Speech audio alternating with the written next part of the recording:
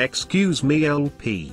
Do you have a few minutes for a video response to Peter Schiff? Sure, Lance. Which video? The video that explains the latest gold pullback. Got it.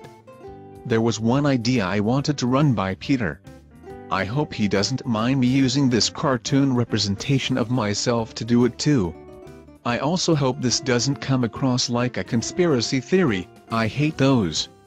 Instead, just think of it as a guess at what's behind these latest global economic chess moves.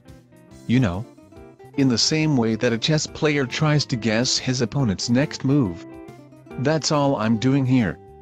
But first, let me lay some groundwork and point out some facts. Number 1, China really loves gold. In fact, they seem to be the world's fastest physical stacker of gold.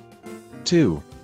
China has now publicly proclaimed that they love the dollar and even went as far as to say they foresee its status as the world's reserve currency continuing for a long time. 3. All the central banks seem to love gold and want to hold their gold themselves, including strong US allies like Germany who have announced that they want their gold back. 4.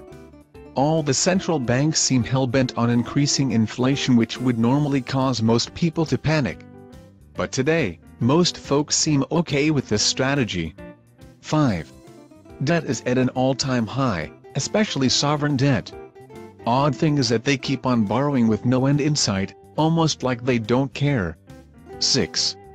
The BRICS are poised for growth, and the West is poised for a crash under the burden of all this debt. 7. Recently, the idea of minting $1 trillion coin was presented publicly. This sounds ridiculous but presents the idea that an artificially high-valued coin could save us. 8. About 2 years ago, the Federal Reserve presented the next design of the $100 note. It was loaded with gold design accents. It's still not in circulation. 9. The Western powers have shown time and time again that they are willing to do anything to protect the dollar and the current power structures. 10. When the US dollar was on a gold standard, the price of gold was artificially pegged at $35 an ounce.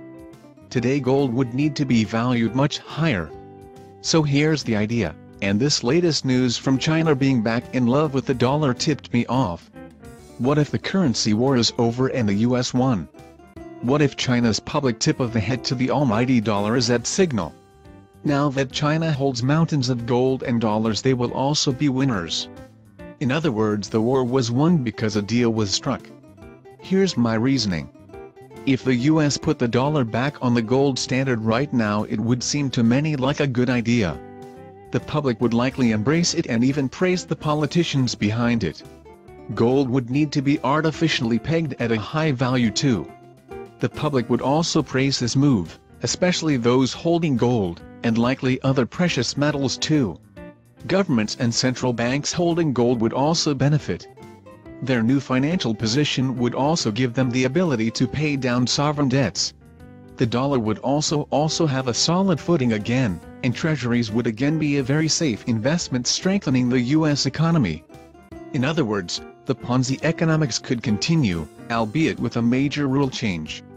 Those who saw the change coming would also make out like bandits. The losers would be those living in goldless countries and those people with no gold.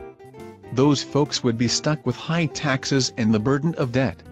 But most in gold-backed countries would feel major economic relief, and power would continue to shift to the few from the many.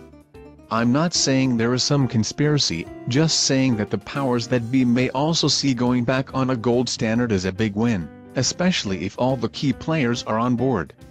Peter, what do you think? Could China's announcement be evidence of a move back to a gold standard? By the way, I'd love to hear you and Jim Rickards discuss the current state of the currency war and what you think the role of gold is playing. Thanks LP.